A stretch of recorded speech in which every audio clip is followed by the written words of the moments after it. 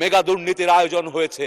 আমরা দেখতে পাই শিল্পায়নের গল্প শোনানো হয়েছে, উপরে ফিটফাট উন্নয়নের গল্প, এবং বিগত 15 মাস 18 মাসের সরকারের ভুল নীতির কারণে আজকে আমরা দেখছি অজস্র শিশুর মৃত্যু হচ্ছে। কিন্তু আমাদের ব্যাংকগুলোকে খালি করে ফেলা হয়েছে। বাংলাদেশে নতুন কোনো শিল্পায়ন হয়নি। আমি এসেছি উত্তরের জনপদ থেকে, যমুনার পার ভাঙা মানুষ।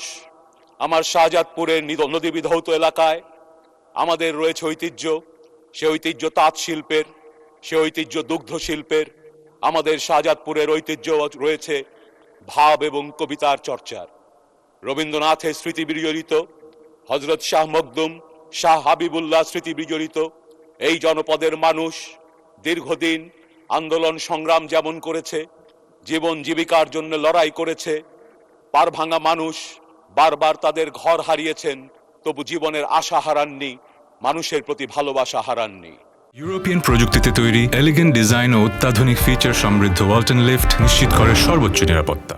মাননীয় স্পিকার, আজকের এই সংসদে যখন আমরা বক্তব্য রাখতে আসি, আমরা জুলাই গণ অভ্যুত্থানের স্মৃতি নিয়েই এখানে আসি। আমি তাই গভীর শ্রদ্ধার সাথে স্মরণ করছি জুলাই ছাত্র জনতার গণ অভ্যুত্থানে যে শিশু, যে নারী, যে যুবক, যে তরুণ, যে শ্রমিক যারা প্রাণ দিয়েছেন, 30,000-এর অধিক যারা প্রাণ বাজি নিয়ে লড়াই করতে গিয়ে পঙ্গু হয়ে গেছেন, অঙ্গহানি ঘটেছে, তাদের সবার প্রতি জানাই আমার শ্রদ্ধা এবং ভালোবাসা। মাননীয় স্পিকার, আজকে যখন এই সংসদে আমরা আসি, অতীতের বিভিন্ন সরকার এবং সংসদের স্মৃতি আমাদেরকে তাড়িত করে, এবং আমি অত্যন্ত আনন্দিত হই যখন দেখি এই সংসদ ইতিমধ্যেই নতুন বাংলাদেশ এবং নতুন বন্দোবস্তের সূচনা করছে। আমরা দেখতে পাই একদিকে বিরোধী দলের পক্ষ থেকে যেমন দাবি দাওয়া পেশ করা হয়, অন্যদিকে সরকারি দল সেই দাবি দাওয়াকে মনোযোগের সঙ্গে শুনছেন, এমনকি সেটিকে গ্রহণও করছে। মাননীয় স্পিকার, আমরা সরকার গঠনের পর আমাদের এলাকার জনগোষ্ঠীর যে সমস্যাগুলো আছে সেই সমস্যাগুলো তুলে ধরা যেমন আমাদের দায়িত্ব, কিন্তু আমি অবাক বিস্ময়ে লক্ষ্য করেছি আমাদের অন্যান্য মাননীয় সংসদ সদস্যরাও যখন বক্তব্য দিচ্ছেন, তাদের সমস্যাগুলো আর আমার সমস্যাগুলো ভিন্ন কিছু নয়।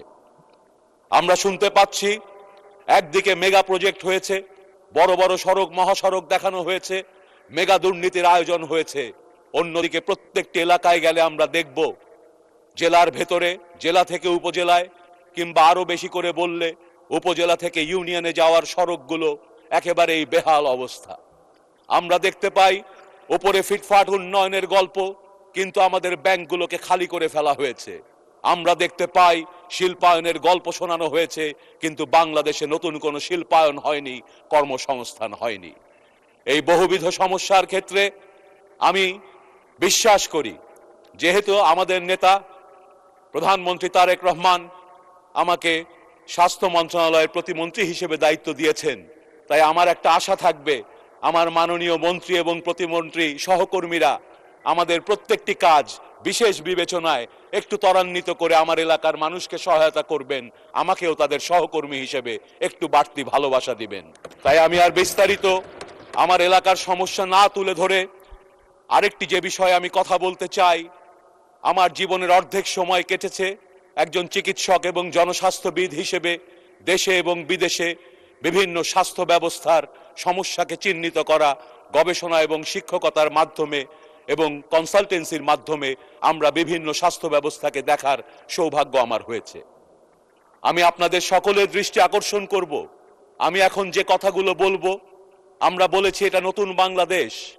যদি আমি যে সমস্যাগুলো তুলে ধরবো, আপনি যে দলেরই হন, আপনার যদি সেই সমস্যাটা আপনার এলাকাও থাকে, তাহলে আপনারা আমাকে টেবিল চাপড়িয়ে উৎসাহ দেবেন। আমি যদি এমন কথা বলি যে কথাটি বাস্তবতা বিবর্জিত, তাহলে শুধু শুধু আমার দলের বলেই আমাকে টেবিল চাপড়িয়ে উৎসাহ দেওয়ার দরকার নেই। আমরা 60 দিন হলো সরকারে এসেছি। দায়িত্ব পাওয়ার পর থেকে দেশের এ প্রান্ত থেকে ও প্রান্তে স্বাস্থ্য ব্যবস্থাকে খতিয়ে দেখার চেষ্টা করেছি। সেই জকিগঞ্জের ইউনিয়ন স্বাস্থ্য কেন্দ্র থেকে শুরু করে শাহজাদপুরের স্বাস্থ্য কেন্দ্র কিংবা আগারগাঁওয়ের ইনস্টিটিউট পাড়া, যেখানেই গিয়েছি, আপনি কি আপনার উপজেলাতেও দেখেন না স্বাস্থ্য ব্যবস্থা কিভাবে ভেঙে পড়েছে? উপজেলা স্বাস্থ্য কমপ্লেক্স মাননীয় প্রতিমন্ত্রী 1 মিনিটে কনক্লুড করে দেন। 3টা মিনিট কি দেওয়া যায় অনুগ্রহ করে মাননীয় আচ্ছা, স্পিকার? 2 মিনিটে শেষ করেন, টাইম ধন্যবাদ। কনস্ট্রেন্ট আছে। সারা দেশের স্বাস্থ্য ব্যবস্থায় আমরা দেখতে পাচ্ছি যেখানে যন্ত্র আছে যন্ত্রগুলো অকেজো, যেখানে হাসপাতাল আছে হাসপাতালের দেয়াল ভেঙে পড়ছে।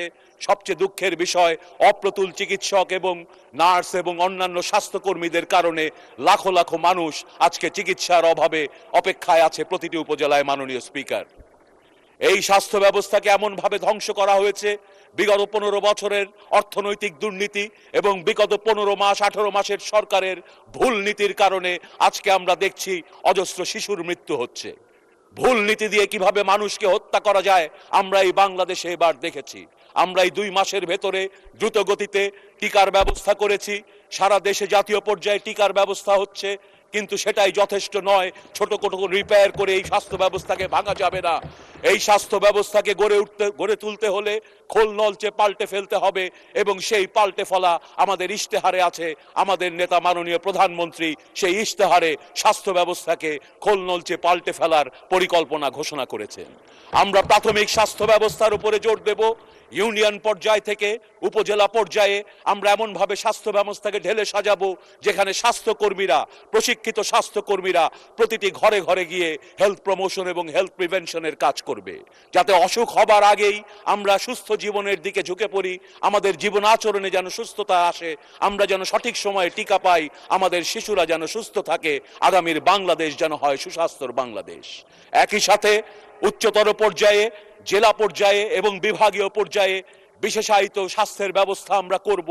যে রোগগুলো দীর্ঘদিন ধরে চিকিৎসা প্রয়োজন হয়, গুরুতর রোগ যেমন কিডনি রোগ, ক্যান্সার, এই সমস্ত চিকিৎসার জন্য আর যেন গ্রামগঞ্জ থেকে সমস্ত জমি জমা বিক্রি করে মানুষকে ঢাকায় হাসপাতালের বারান্দায় এসে ঘুমাতে না হয়। মাননীয় স্পিকার, আমরা স্বপ্ন দেখি সেই স্বাস্থ্য ব্যবস্থার যেখানে।